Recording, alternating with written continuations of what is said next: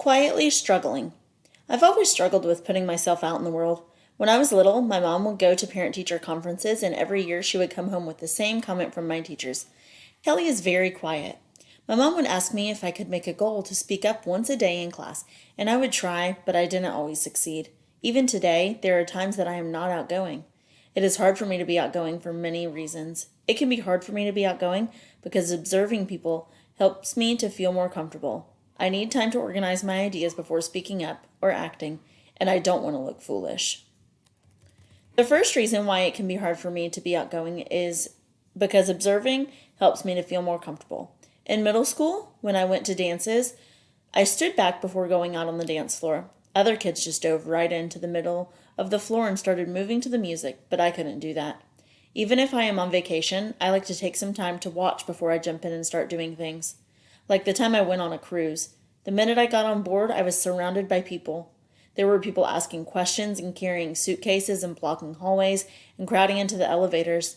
I stood back and found a seat by a window and gave myself time to watch.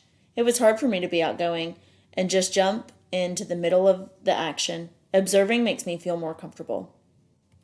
Another reason why it can be hard for me to be outgoing is because I like to have time to organize my ideas before speaking up or acting. When someone asks me, "What do you think?" it can be hard for me to answer right away. How should I start? What should I say first? Sometimes there are so many ideas buzzing in my head that I am not sure which one to follow. Like the time I was in fifth grade and my class went on a trip to Washington, D.C., my friends were arguing about what to do first. "We have to go to the Smithsonian," my friend Jenny said. "No, I want to see the White House," Kim insisted. "Or we could go to the Lincoln Memorial. That would be cool," Amy said. "The White House first." Kim put her hands on her hips. They turned to me. What to do? We were only there for one day. We wouldn't be able to do everything. What was best to do first?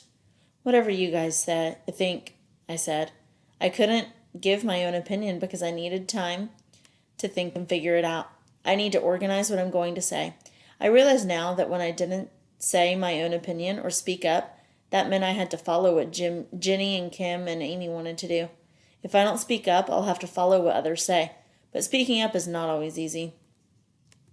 Another reason it can be hard to be outgoing is because I don't want to do or say the wrong thing and look silly in front of others. I hate to make mistakes in front of people. Like the time I was in class and our teacher asked, "So what did everyone think of the book you read?" Even though I had read the book and taken lots of notes, I never raised my hand. What if I said an answer that everyone thought was silly? I kept my hand down. My worst nightmare is having no choice but to risk making mistakes in front of others. I remember being in fifth grade and having to do math races. My teacher, Mr. Birch, would call out a problem and one kid from each team would race to the board. Whoever solved the problem correctly first would win a point for his or her team. I remember watching some kids run to the board grinning. How do they do that? I wondered. How do they not care that everyone might see them make a mistake? I would sit doing all the problems at my seat, trying to convince myself that I could get the right answer when it was my turn. Each time I ran to the board, I felt tears at the back of my eyes, and all I could do was think in my head, "Please, don't let me be wrong." Sometimes I took too long to solve the problem on purpose, so the other kid would shout out the answer first, and I wouldn't have to be wrong.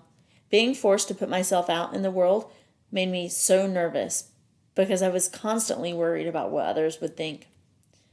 When I think about being shy, I am reminded of Naomi from Becoming Naomi Leon by Pam Munoz Ryan. She didn't have an easy time of speaking up either. When boys at school make fun of her brother, she can't speak up to them. Why couldn't I speak up and defend Owen or myself, she wonders.